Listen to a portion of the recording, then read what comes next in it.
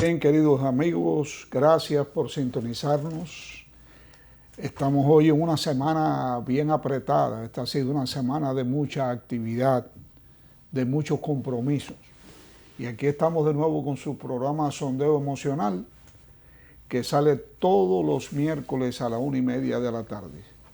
Y es repetido después a las 11, 11:30 de la noche. Y posteriormente, como siempre decimos, va a estar en YouTube. Usted pone Sondeo Emocional en YouTube y van a salir todos los programas que grabamos semanalmente. Esta ha sido una semana cargada de emociones, cargada de trabajo, de insomnio. Hemos dormido poco. Y ha sido así porque hemos tenido visitantes extranjeros, los cuales vamos a mencionar posteriormente.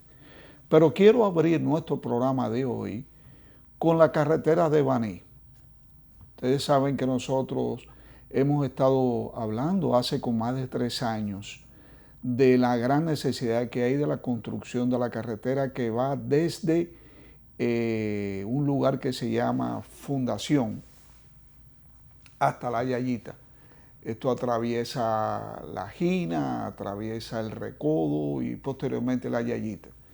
Es un área exquisita, es un área donde se cultiva mucho aguacate y otros productos.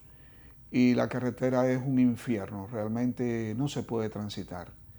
Y no es solamente la carretera, sino también el puente que cruza el río, no existe y uno tiene que lanzar los vehículos al agua y con muchísimo trabajo y cuidado atravesar esto. Cuando el río se desborda o cuando toma un poco de agua, no se puede pasar. No se puede pasar y ni los niños pueden ir al colegio, los enfermos tienen que ser sacados, tirarse al río con el enfermo, en fin, una verdadera tragedia. Y a pesar de que hemos estado hablando de eso hace más de 3 años, el gobierno, muy bien, gracias. El ayuntamiento, muy bien, gracias. Todo está bien. Para ellos no viven en el área, ellos no viven con esos campesinos, ellos no viven con esa gente. Sin embargo, esa gente, por llamarlo así, han votado en todos estos años por el PLD. Y el PLD, bien, gracias, no ha hecho absolutamente nada. Ahora, para tirar, como dicen aquí, un engañito más, han asfaltado de muy mala manera, porque no tiene, la carreterita no tiene ni siquiera las zanjas, los contenes, o sea que tan pronto comienza a llover y el agua comienza a rodar por la carretera, por el asfalto, se lo lleva completo y no tenemos nada. Sencillamente lo que han hecho es botar una vez más el dinero, robárselo, porque no queda otra manera de decirlo. Bueno, pues ahora hicieron un pedacito que puede ser que sea 1 kilómetro.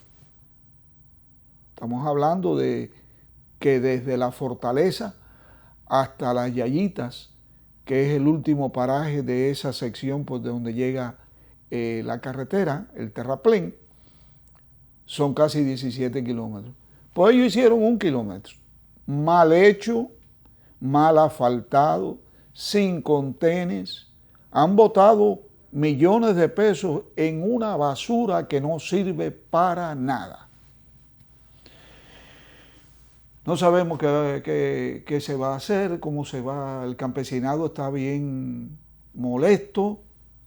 Le dieron un caramelito y se lo quitaron porque pensaron que por lo menos se iba a arreglar la carretera, le iban a pasar el greda, la iban a quemar, como ellos dicen, pero que le iban a hacer completo. Bueno, pues mentira, no han hecho absolutamente nada. 1 kilómetro de un pedazo de carretera mal hecho, muy mal hecho.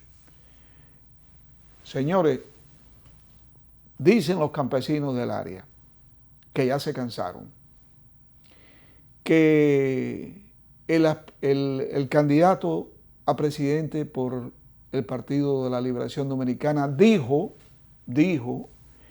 que si él llegaba, él iba a arreglar toda la carretera, la iba a asfaltar hasta las yayitas. Pero el campesino ya se cansó. Y ellos dicen que en estas elecciones no le van a dar el voto a nadie. Que si quieren voto, que terminen la carretera. Y si no, que no vayan, que no pongan colegios electorales, que no hagan nada porque ellos no van a votar. Ellos van a votar decididamente por aquel que le construya la carretera. Y Gonzalo, si sale, no va a contar con el voto de esta gente que siempre ha votado por el Partido de la Liberación Dominicana. Así que le hacemos un llamamiento al presidente y le hacemos un llamamiento a los candidatos de otros partidos por si acaso llegan. Del área de las Yeyitas, de la Jina y del Recodo, no va a haber un voto en las urnas. Porque no se puede seguir viviendo en el siglo XXI de la forma que esta pobre gente vive. Como si estuviéramos en el siglo XIX, XVIII, XVII, porque esas son las condiciones que hay. Un área riquísima, un área lindísima, un área con balnearios, de un río que no se seca, pero lo tienen más abandonado que el famoso pueblo aquel de la novela de una persona que no vamos a mencionar ni su nombre, que se llamó Macondo, el pueblo. Entonces, ahí dejo esto. Yo les dije a ellos que yo iba a hacer mención de esta situación y que de ahí en adelante le correspondía a ellos hacerse oír. Así es que yo cumplo con mi parte.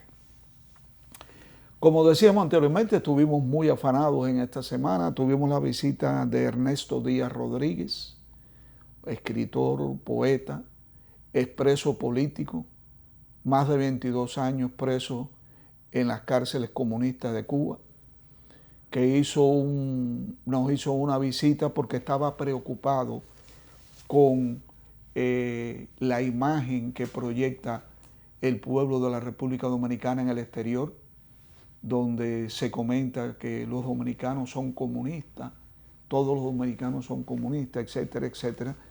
Y nosotros tenemos pruebas de que eso no es así, que el pueblo dominicano es un pueblo primeramente cristiano. Y los cristianos, las personas que creen en Dios, no pueden ser comunistas porque los comunistas son ateos. Entonces, además, desde prácticamente toda la vida, la República Dominicana ha sido un factor de apoyo a las causas cubanas. Y el mejor ejemplo lo tenemos con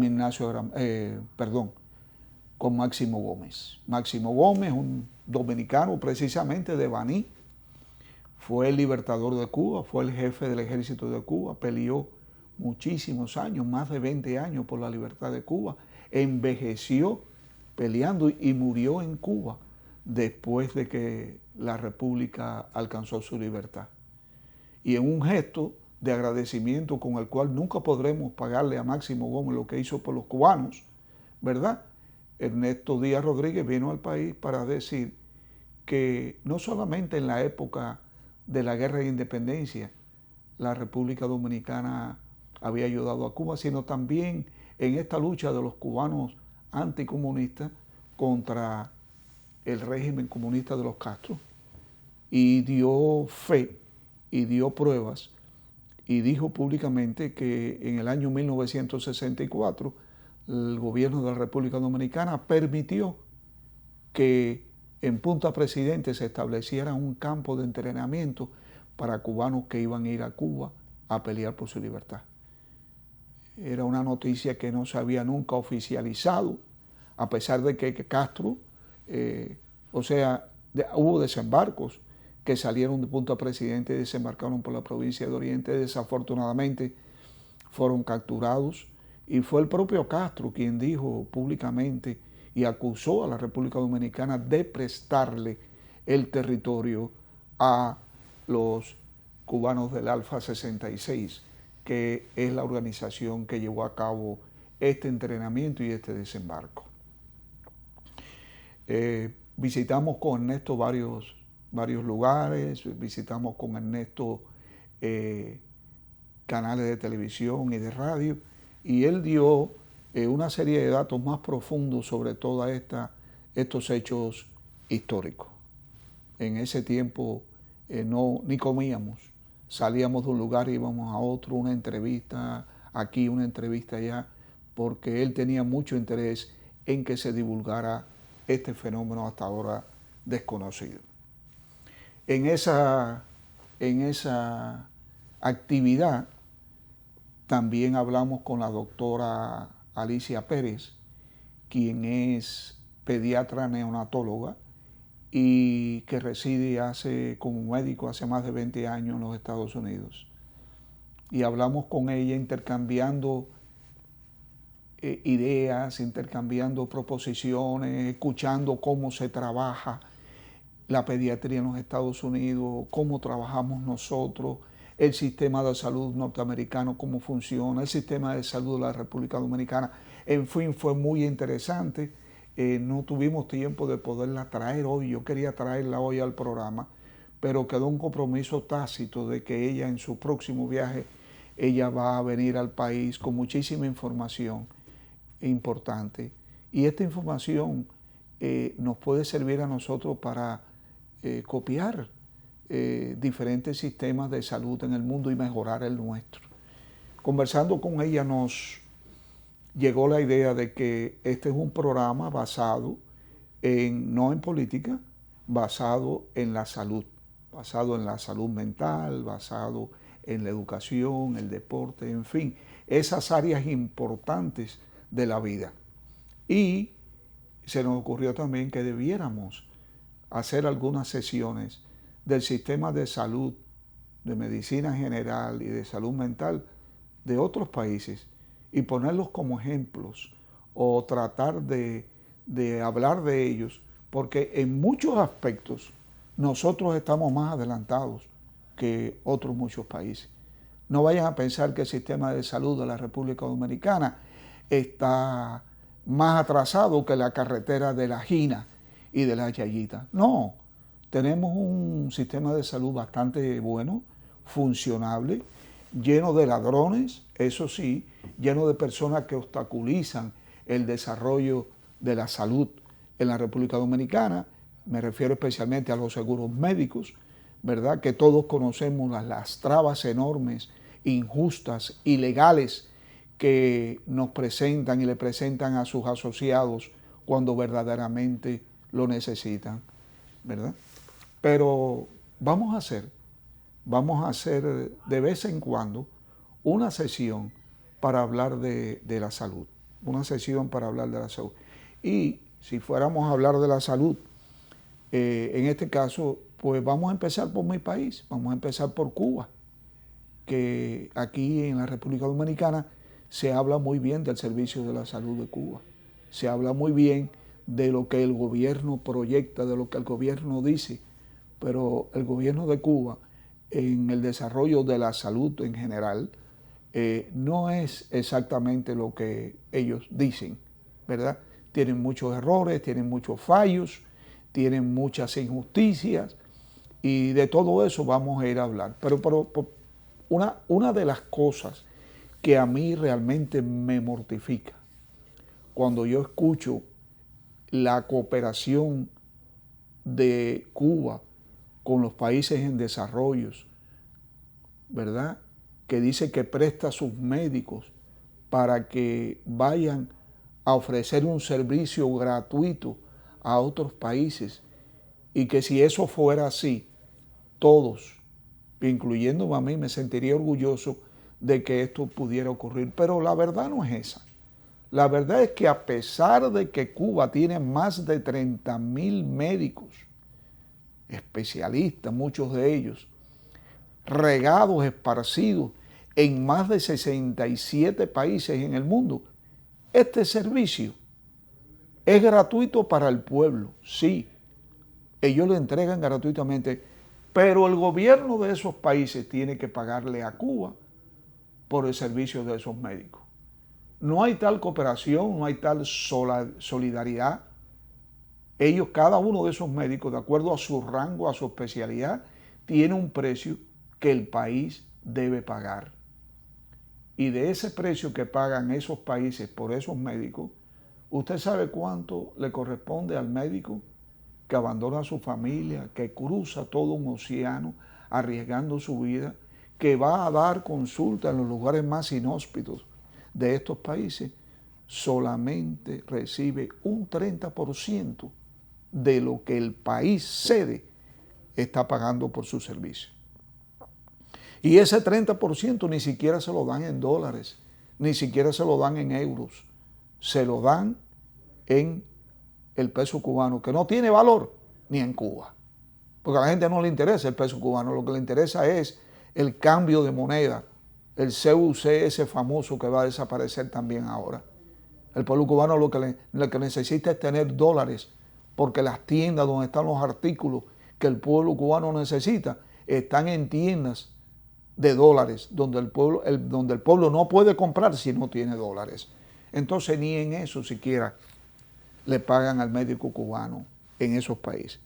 Entonces esto es una gran mentira que debemos decir, porque la propaganda es tan intensa que sencillamente engaña a cualquiera.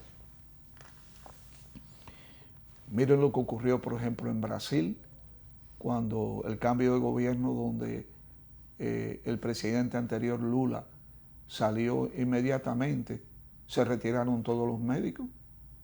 ¿Por qué se retiraron? Porque Brasil no tenía por qué estarle pagando a Cuba para que mantuviera médicos allí.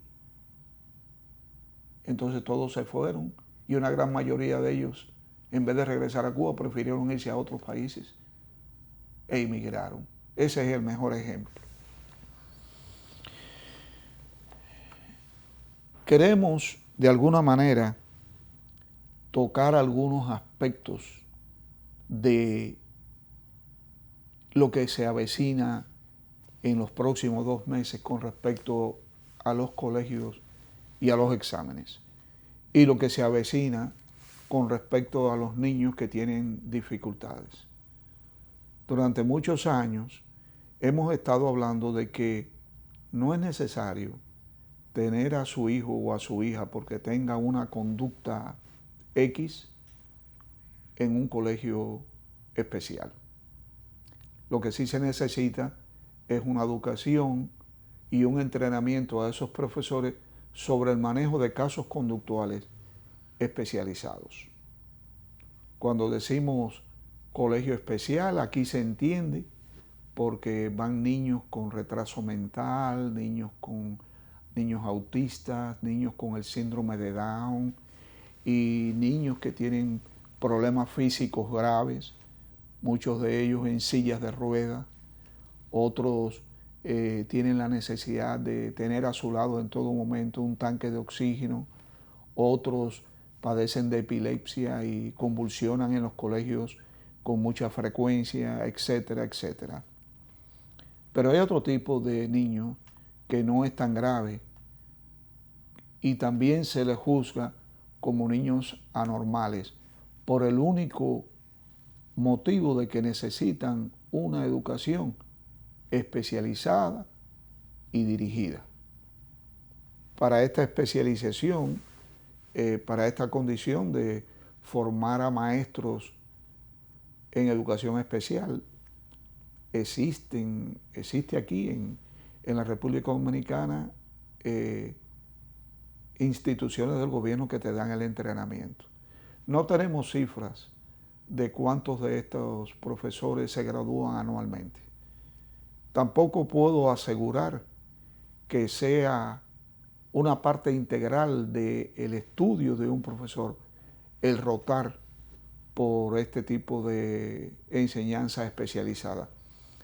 Pero sí sabemos que gradúan, sí sabemos que hay una institución aquí en el gobierno que se preocupa en el país. No sé qué tanta atención, me gustaría un día poder visitar una de estas instituciones para ver en realidad en qué se basa el plan por el cual un estudiante que va a ser maestro, ¿verdad?, que estudia educación, va a rotar o tiene la necesidad, la obligatoriedad de pasarse un tiempo entrenándose para cuando usted en el aula de pronto se encuentre con uno de estos chicos. cuando una familia tiene un niño que necesita de algún tipo de intervención pedagógica, académica, con un chico o una chica que tiene una condición especial de cualquier motivo. No estoy hablando solamente del déficit de atención, ni estoy hablando tampoco de un retraso mental severo, ni de un autismo severo. Estoy hablando de cualquier chico o cualquier chica que necesite de este servicio.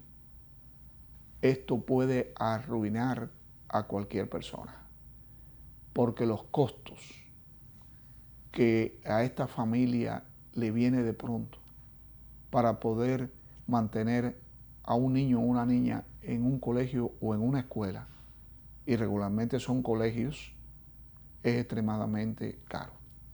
Pero vamos a continuar, vamos a seguir hablando de este tema que para mí es muy interesante porque es el diario vivir mío entre mis pacientes después de estos comerciales. Regresamos en breve. Bien amigos, conversábamos en el segmento anterior del tremendo gasto que representa para una familia que tiene algún niño o alguna niña con algún problema que necesita educación especial, que necesita un colegio capacitado para poder darle clases a estos niños. Y en el país hay muchas instituciones privadas que de una manera u otra, en un servicio prácticamente limitado, ofrece mucha ayuda. Hay colegios que practican el método de la inclusión. Quiere decir que aún dentro de un colegio que no sea un colegio de servicios especiales, fíjese que no estoy hablando un colegio especial, porque el colegio especial tiene otras características más severas. Estoy hablando de colegios privados que ofrecen el servicio de inclusión. Y este servicio de inclusión quiere decir que aceptan cierta cantidad de niños por aula que presenten una condición especial. Muchos de estos chicos no aprenden de la misma manera que aprende un niño que no tenga esta condición, o necesita ser controlado bajo una conducta más directa, se necesita desarrollarle algún tipo de enseñanza personalizada y dirigida. En fin, hay que, dentro del currículum de lo que es las normas del Ministerio de Educación, hay que diseñarle, hay que mover todo aquello para poder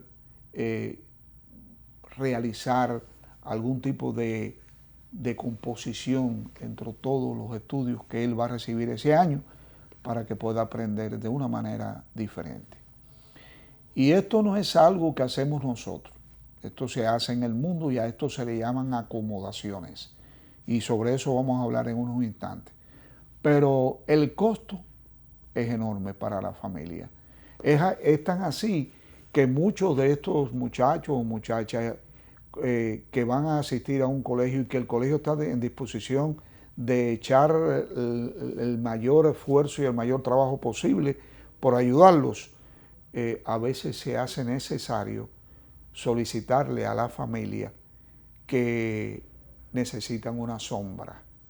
Una sombra para nosotros es que necesitan un acompañante, una persona al lado de el niño o la niña durante todo el tiempo.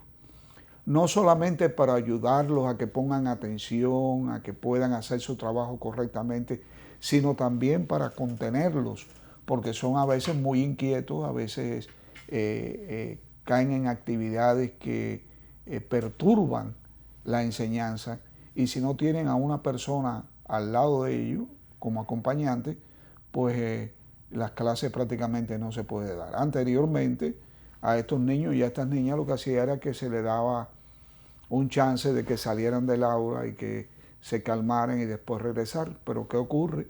Que pierden mucho tiempo.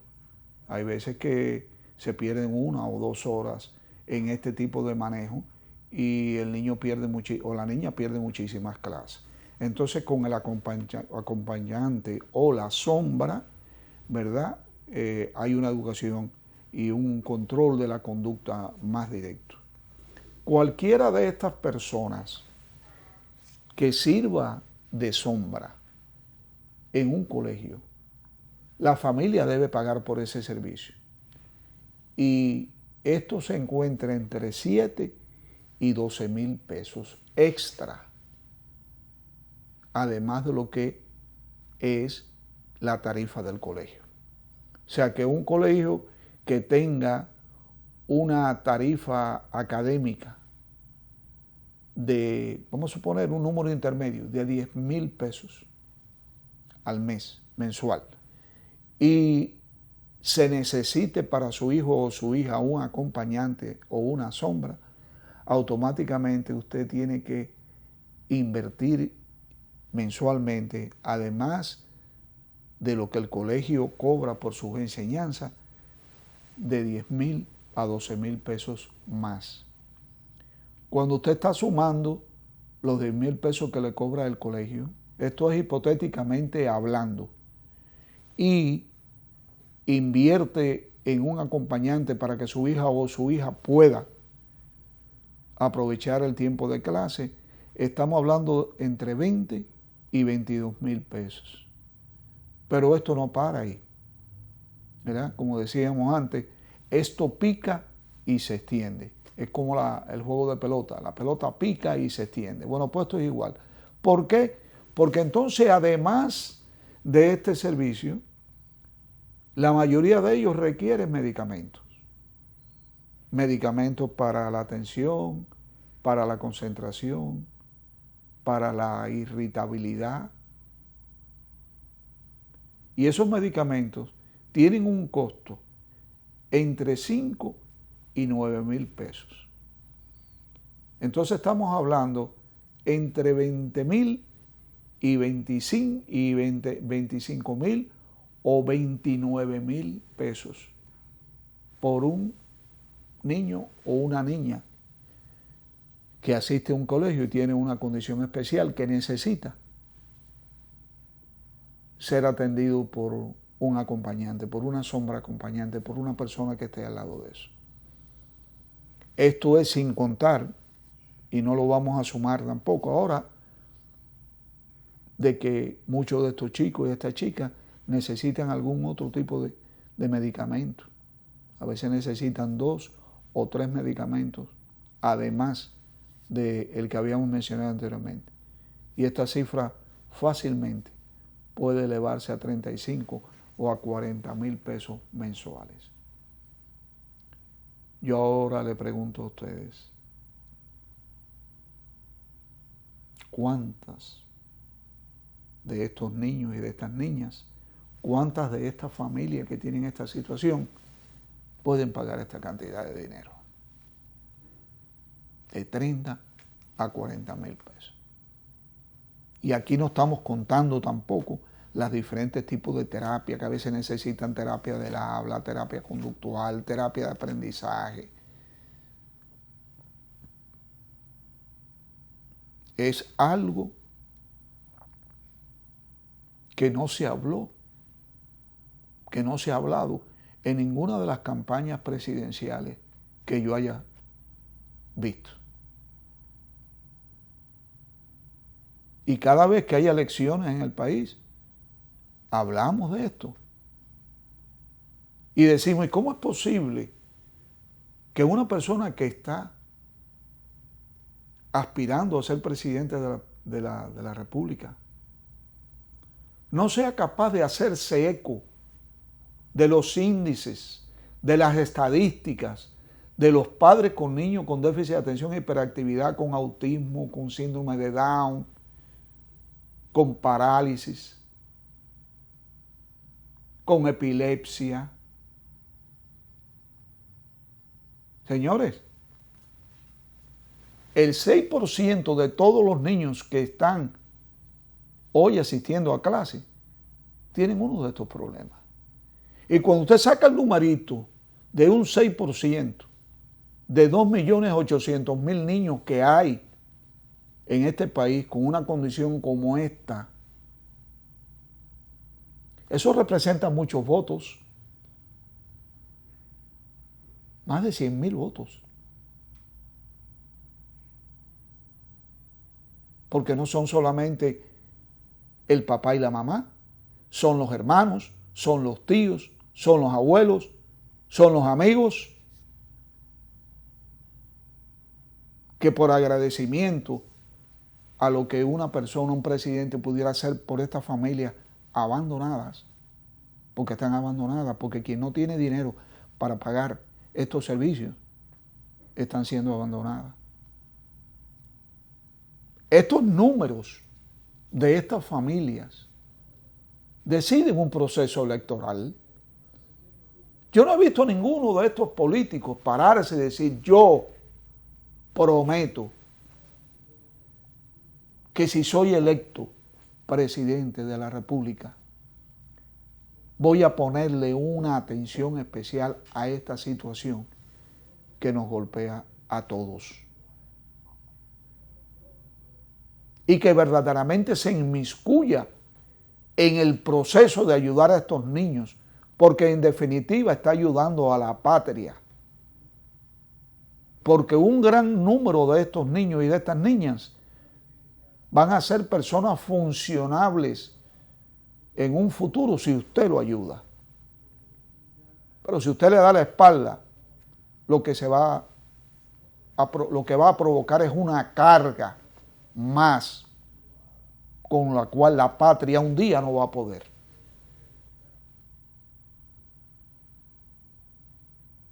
Lo hemos dicho durante muchísimos años, porque nuestra idea está encaminada a ayudar. El ideal, la filosofía, el discurso de este programa Sondeo Emocional y de sondeo en general está encaminado a ayudar, no a hacer críticas destructivas. Si hacemos alguna crítica, es una crítica constructiva. ¿Cómo es posible que durante años estos candidatos, estos aspirantes a la presidencia de la República, no haya mirado estas cifras? Haya hecho caso omiso de que, aunque sea por hipocresía, aunque sea por la única intención de lograr un voto de una familia, se incline a instruirse de esta realidad y a prometer ayudar a estas familias. En otros países usted ve que los políticos hacen campañas específicas, tocan a las puertas de la casa, físicamente. Claro, hay otra cultura, ¿verdad? Pero lo hacen. Y te dicen: necesito tu voto. Y entonces las personas de la casa te dicen: ¿y qué vas a hacer con esto? ¿Y qué vas a hacer con lo otro? ¿Y qué me vas a dar para yo poder vivir mejor? Porque con una canastica familiar de esas que se entrega, no se vive mejor. Se come un día, pero no se vive mejor. No se resuelven los problemas. ¿Cómo no es posible que vengan a un programa como este y hagan una promesa de campaña por estos niños y por estas niñas? Muchos de estos políticos tienen en sus familias niños con estas condiciones. Ellos saben perfectamente de lo que estoy hablando, pero tienen dinero y resuelven la ayuda de ellos, pero no del país.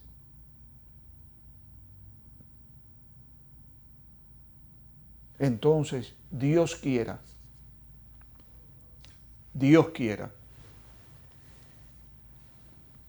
que alguno de ellos esté viendo este programa.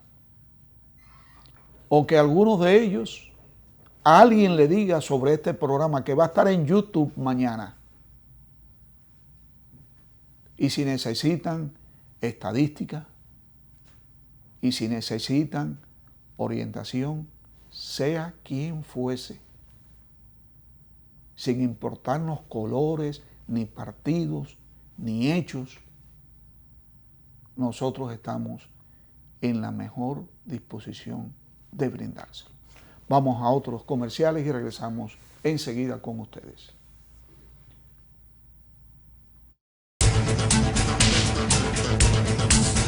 Amigos, estamos ya en la última sesión de nuestro programa Sondeo Emocional. Hemos venido hablando durante prácticamente todo el programa de estos niños que necesitan algún tipo de ayuda especial para asistir al colegio, para ir a una universidad. Hemos estado dando alguna idea, le estamos hablando a los políticos, a estos políticos que aspiran a regidor, que aspiran a senador, que aspiran a ser presidente de este país, que miren hacia atrás, que miren alrededor de ellos, porque estos niños están ahí y no le están prestando la ayuda que necesita. Que cuando uno tiene un niño, cuando una familia tiene un niño autista, por ejemplo, ¿verdad? Y uno recibe con todo el amor del mundo a un niño que nos regaló Dios, pero tiene una condición de autismo. Si usted no tiene dinero suficiente para poder encauzar a este niño y darle todas las terapias y todos los servicios médicos que se necesitan, es verdaderamente avergonzante lo que ocurre, porque usted está viendo morirse en vida a un niño o a una niña que pudiera fácilmente vencer muchas de las dificultades que este diagnóstico tiene. Y cuando hablábamos de universidades, por ejemplo, hay muchos padres que nosotros le hemos tratado a los niños durante la etapa del colegio y después del bachillerato, la secundaria. Y lo hemos tenido todos estos años tratándolo, involucrados en procesos terapéuticos, muchos de ellos con tratamientos farmacológicos y demás. Y cuando se gradúan, finalmente se gradúan, muchos de ellos nos invitan a la graduación y tenemos un intercambio emocional muy bonito porque lo hemos llevado hasta allí con muchísimos esfuerzos. Entonces los padres vienen a nuestro consultorio y me dicen: doctor, ¿y qué universidad usted nos recomienda para nuestros hijos? Porque no son todos los que hacen esto, pero un gran número de ellos les interesa saber la opinión del médico. Yo regularmente no recomiendo ninguna universidad. Yo tomo un papel y escribo en ese papel las necesidades que tienen ese niño y esa niña, lo que debieran recibir, el tipo de acompañamiento que va a necesitar. Y le entrego esa hoja al padre o la madre y le digo: cuando usted encuentre cualquier universidad del mundo que le brinde esto que su hija o su hija necesita, esa es la universidad que usted debe aprovechar y a la cual usted debe visitar. Y es así porque sabemos perfectamente que sin un acompañamiento provisto de acomodaciones, no se ayuda a estos niños, el fracaso es casi seguro o el triunfo es muy sufrido y muy dificultoso. En todas partes del mundo existe el sistema de acomodaciones, donde usted acomoda al niño o la niña las necesidades urgentes que requiere para que siga adelante. No para destruirlo, no para etiquetarlo y burlarse de ellos e impedirle el camino. Nadie puede decir, nadie, eso lo dice la propia persona cuando llega a su tope, la capacidad que puede tener una persona de ascender en la vida. ¿Cuántas personas se han equivocado diciéndole a los padres, mire, él no va a llegar a nada, ella no va a llegar a nada, no pierda su tiempo, no pierda su dinero. Enséñele a cocinar si es una hembra, enséñele a ser carpintero si es un varón. Señores, esto no se dice, porque esto es una mentira. Hay veces que usted ve a los niños retrasados en la parte académica y en un momento hace un despunte, hace un arranque y usted lo ve subir solos y llegar a cualquier sueño, alcanzar cualquiera de sus sueños.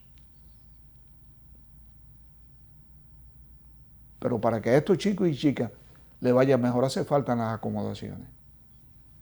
Las acomodaciones que más se habla es para aquellos que se entretienen o molestan mucho o se mueven demasiado, estar cerca del profesor. Mantenerlos alejados de las puertas donde se pueden distraer, de las ventanas. Mantenerlos alejados de un aire acondicionado que ellos pueden entretenerse con el ruido. Mantenerlos lejos de los abanicos porque se ponen a mirarlo. Pero hay otras acomodaciones más directas. Hay otras acomodaciones que también se utilizan.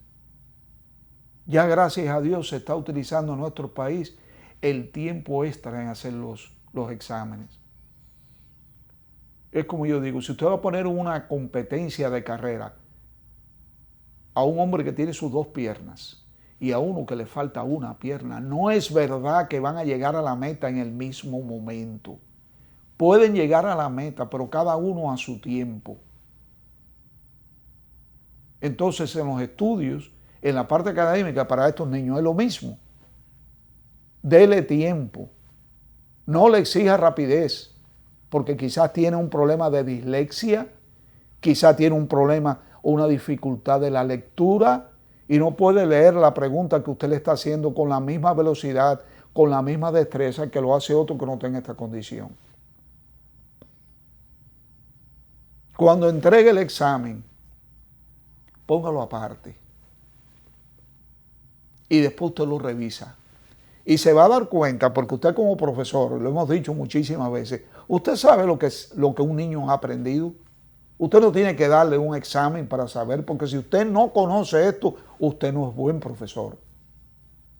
Usted cuando da los exámenes, muchas veces los profesores se ríen, vaya, barbarazo, que yo sé que vas a sacar un 100, que yo sé que vas a sacar un 100.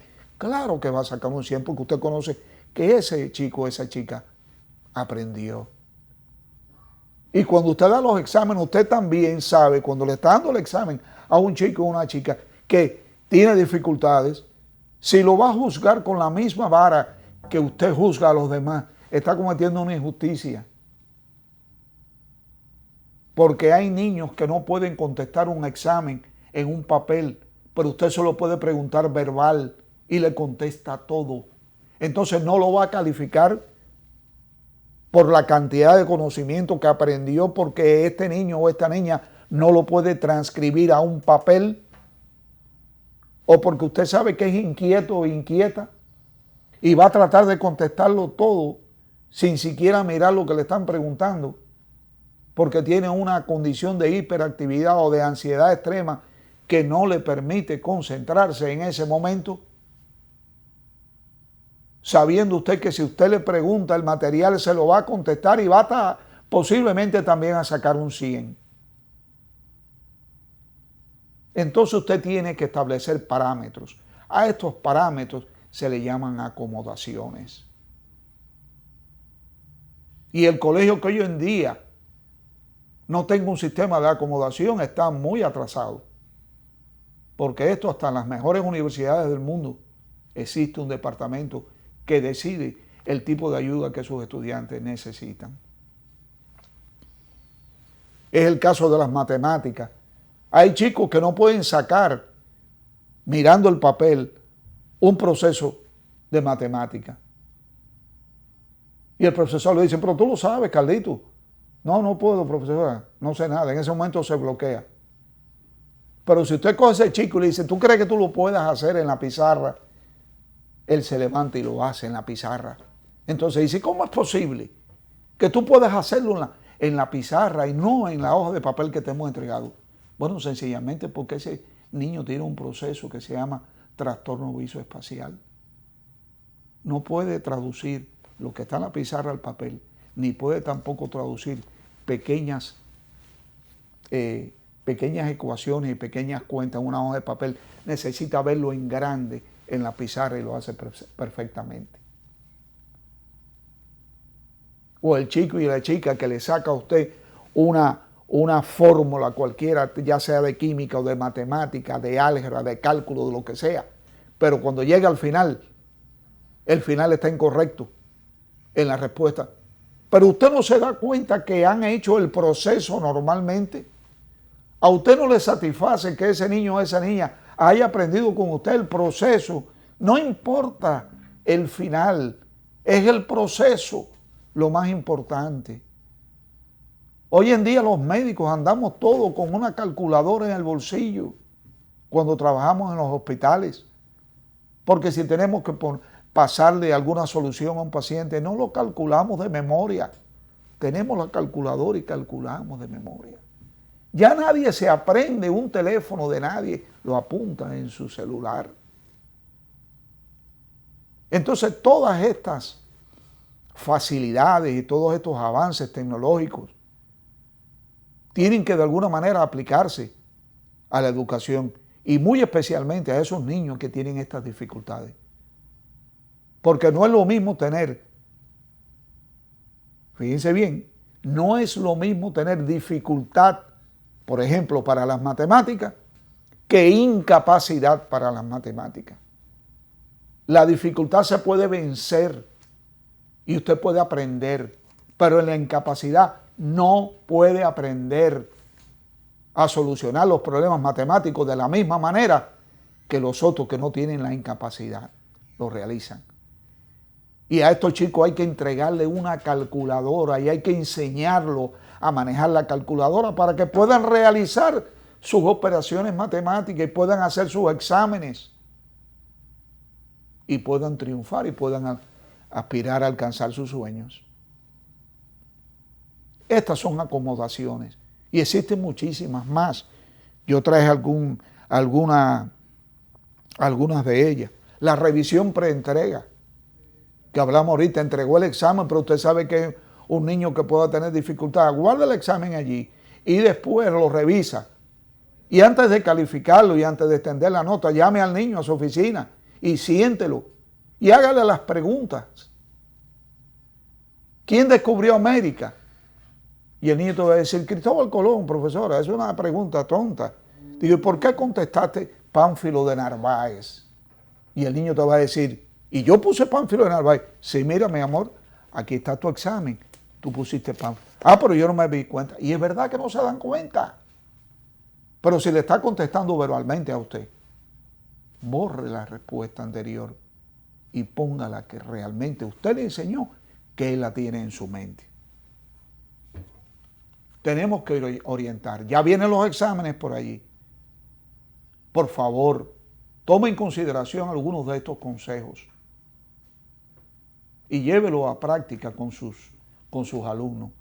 Haga de este año un año feliz, un año de tranquilidad. Disminuya las ansiedades de estos chicos, de estas chicas, de estos padres, que cada vez que reciben en el celular una llamada y miran y es el colegio el que está llamando para darle una queja más, los hace también muy infelices. Los colegios estamos para resolver problemas. Y los problemas los resolvemos internamente, entre nosotros. Y para usted, político, que ha visto nuestro programa,